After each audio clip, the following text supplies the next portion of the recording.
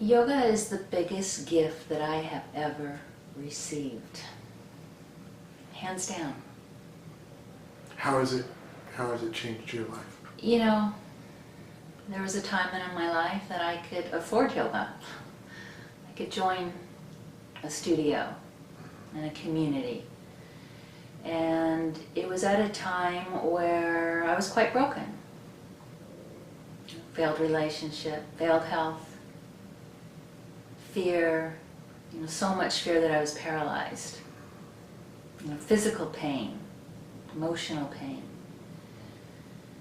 And if I hadn't have had access to a mindfulness-based restorative yoga teaching, I don't think I'd be sitting here. I found my way to yoga, and once I found yoga, I found a voice that I never heard before within myself. Like when you're holding a yoga pose and you're sweating and you want to get out of it, but somehow you don't listen to that voice that says escape. You stay with it and you learn to trust a part of yourself that you never had before. And I want to give that back.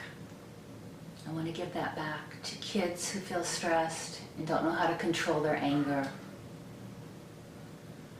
I want to give that back to young women who don't have their self-esteem. I want to teach them poses where they feel they've mastered something and can feel like they can get on top of the world. For me, it was a natural progression of wanting to share it.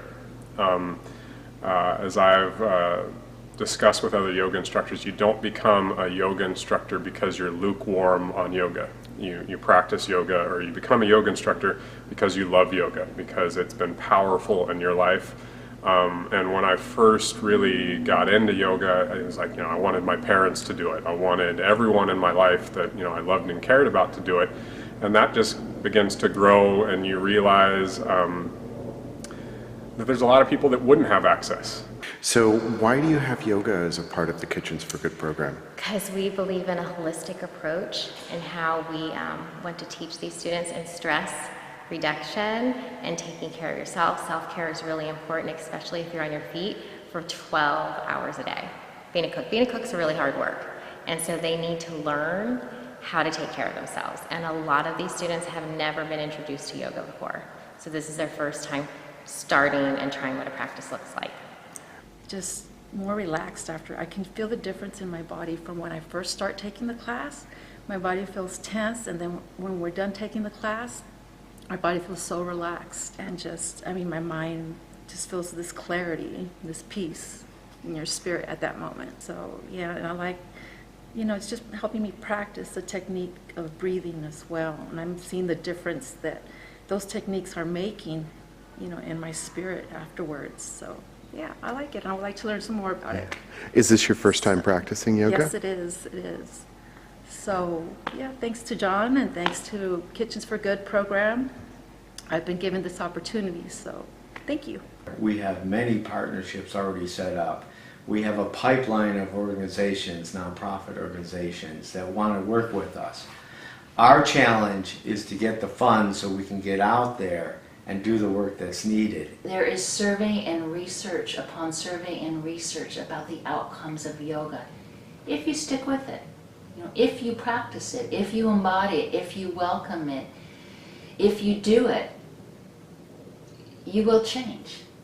Mindfulness, breath work, yoga asana, to share that with them so that they can maybe make better life decisions, begin to transform themselves, develop willpower, develop all the wonderful things that we know that yoga can help people to cultivate, generate, and find within themselves.